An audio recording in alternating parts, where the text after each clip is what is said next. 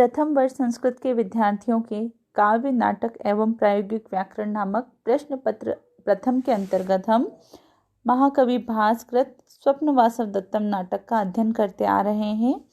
पूर्व की कक्षा में हमने चतुर्थ अंक तक की घटनाक्रम को अध्ययन किया था।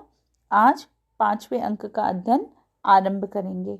5वें अंक में हम देखते हैं कि पद्मनिका प्रवेश करके मधुकरिका को बुलाती है।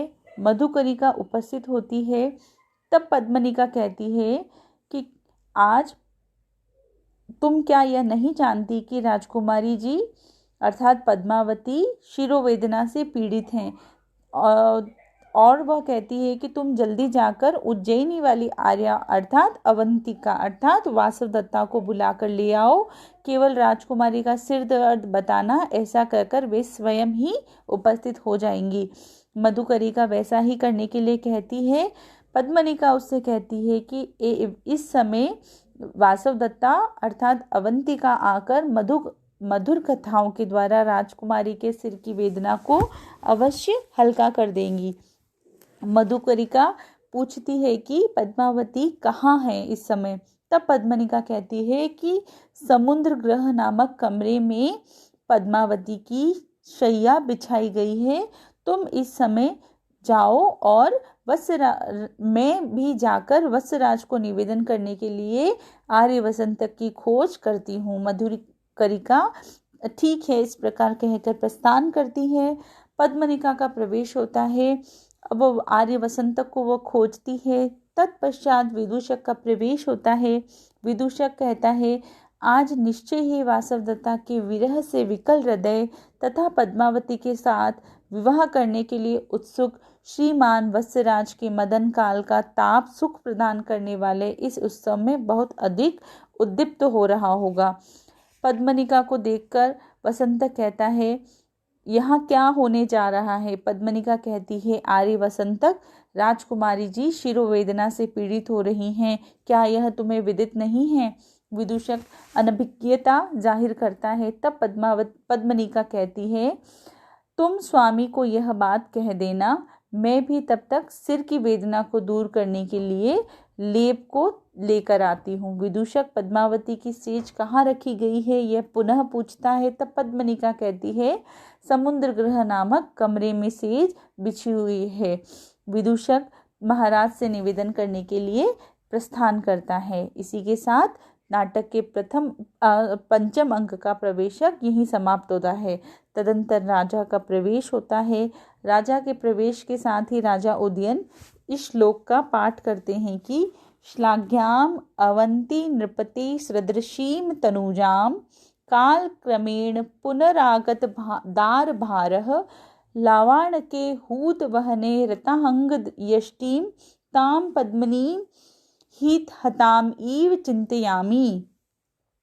काल क्रमेण पुनरागत समय के महात्म्य से फिर जिस पर पुनर आ गया है दार भार पद्मावती स्त्री परिग्रह रूपी भार आ पड़ा है। ऐसा में लावाण के हूत वहने लावाणक नामक गांव में आग से जली हतांग यष्टि श्लाघ्याम अर्थात प्रशंसनीय अवंती नृपते अवंती राजा की अर्थात महासेन की पुत्री तनुजाम अर्थात पुत्री हिम हताम अर्थात हिम हताम से यहाँ तात्पर्य है कि तुषार से मारी गई। पद्मनीम इव चिंतयामी तुषार से मारी हुई कमलिनी की भांति। अर्थात अनुवाद इस प्रकार है कि राजा उदयन कहता है समय के महात्म्य से फिर भी जिस पर पद्मावती स्त्री परिग्रह रूपी भार आ पड़ा, ऐसा में सर्वथा प्रशंसा योग्य अपने अनुकूल लावणक नामक गांव में जो आग से जली अतः तुषार से मारी हुई कमलिनी की भांति अवंती राजा महासेन की पुत्री वासवदत्ता को याद कर रहा हूँ। प्रस्तुत पद्य में पुनरागत बारह अर्थात पुनः पत्नी के भार को स्वीकार करने वाला।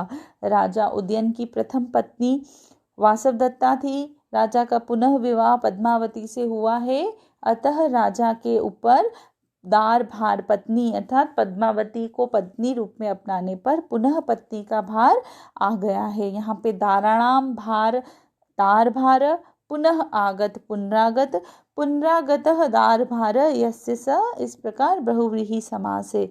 तनुजाम अर्थात पुत्री को, तन्वाह जायते इति तनुजा ताम तनुजाम। यहाँ कवि ने उदयन का चरित्र बड़ी ही मनोहारिता के साथ चित्रित किया है। इससे यह पता चलता है कि नायक वासवदत्ता के प्रति प्रगाढ़ प्रेम रखता है। वास्तव में उदयन का चरित्र एक धीर ललित नायक का चरित्र है, उसका चरित्र उदात्त है। यही नहीं, आगे चलकर वासवदत्ता भी पद्मावती को कितना स्नेह करती है इस बात का पता यहाँ चलता है। यहाँ उपमा और विशेषोक्ति अलंकार हैं तथा वसंतील का छंद है। आगे विदूषक प्रवेश करके राजा से शीघ्रता करने के लिए कहता है। तब राजा शीघ्रता का कारण पूछता है।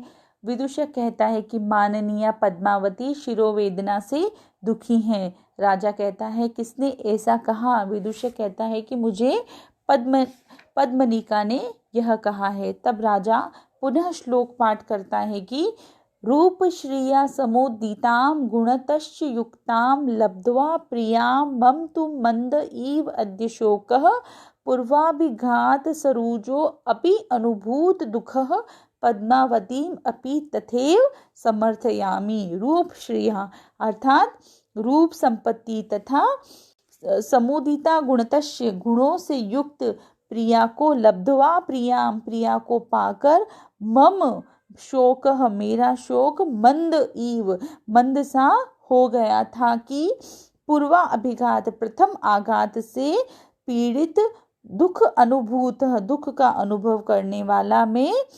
पद्मावती को भी इस तथैव उसी प्रकार पीड़ित समझ रहा हूँ।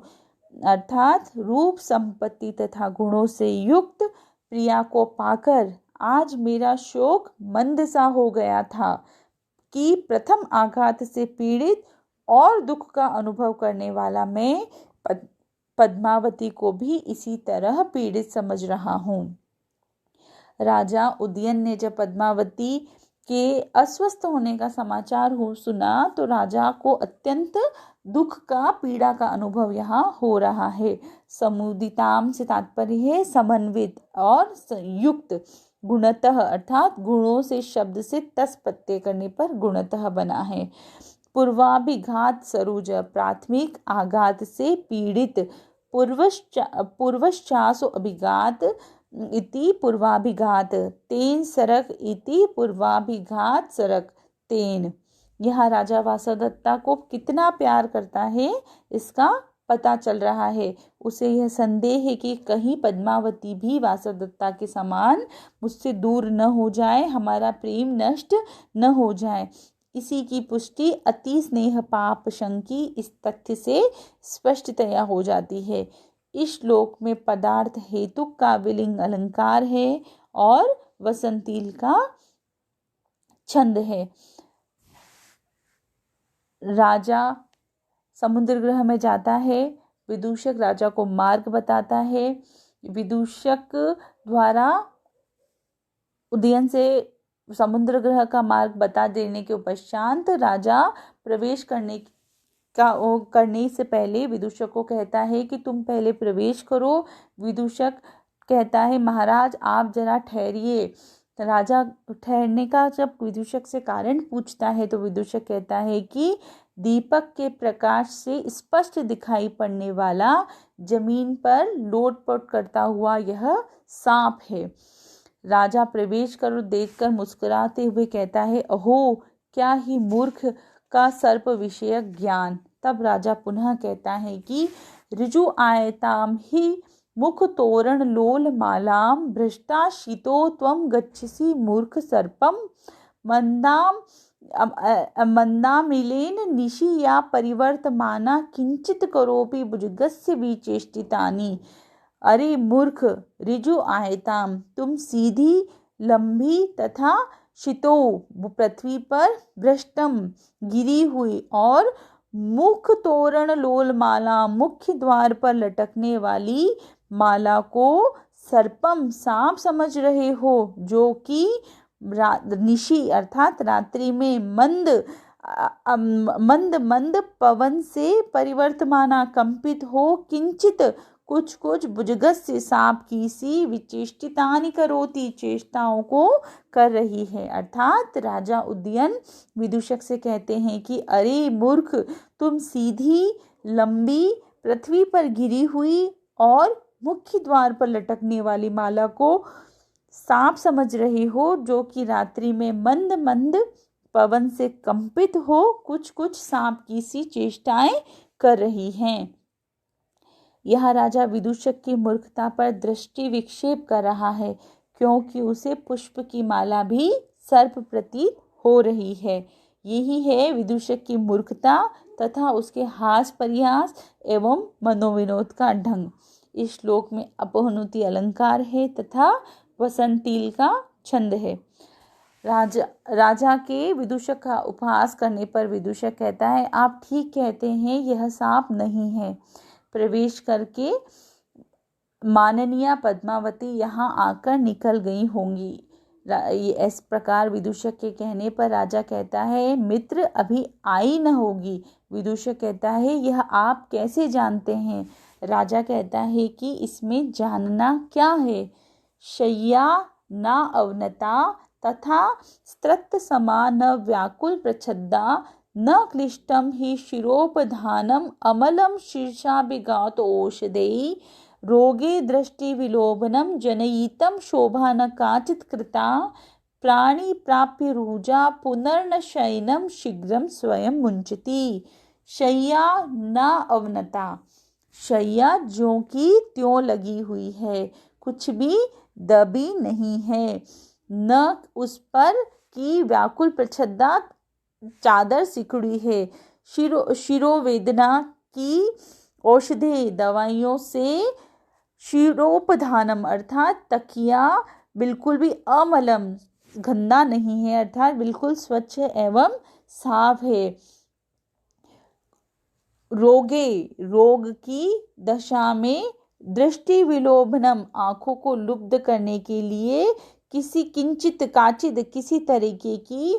शोभा न जनयितम, सजावट नहीं की गई है।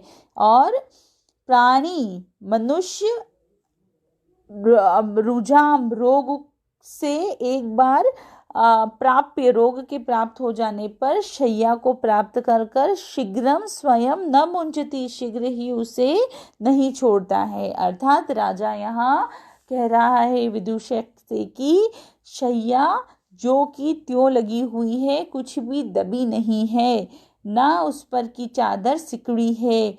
शिरोवेदना की औषधियों से सिरहाने का तकिया जो बिल्कुल स्वच्छ एवं साफ है, कुछ भी मैला नहीं है।